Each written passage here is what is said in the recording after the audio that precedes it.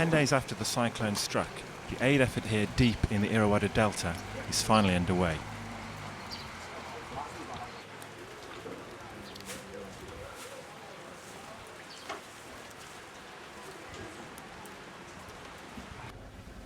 This is the town of Laputa.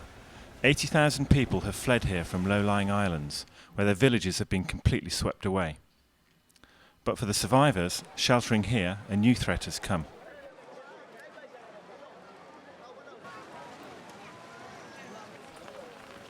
It's now been raining for 48 hours as the monsoon season begins. The monsoon has really hit this town with a vengeance now, and the people here are suffering more than ever. In conditions like these, acute diarrhea and pneumonia could become major killers in just a few days. Semawig Tun is expecting a baby in a few days. She and her family say they are scared. They don't know what will happen to them next. As she talks, an old man is carried into the tent next to us unconscious. It's Semawig's grandfather. An alert is sent out, and 10 minutes later 2 Merlin doctors arrive. But they're too late. In conditions like this, the old and the infirm are the most vulnerable.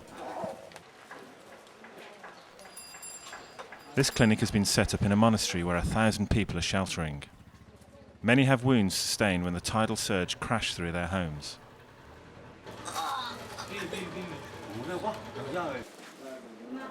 Kiang is 18 and has a 5-inch gash in her head. With water. The recovery should be fine. I mean, this is a very common thing we see after emergencies, that wounds are treated, but they're not properly disinfected or sterilised. And when that happens, it's almost certainty that the wound will break down and not heal properly. But this girl, once she's had proper treatment, should do very well. Merlin is now running clinics in at least 5 points in the Delta, as well as distributing clean water supplies and sanitation kits. I'm now in Yangon, where today our main shipment of medicines from Europe has just arrived.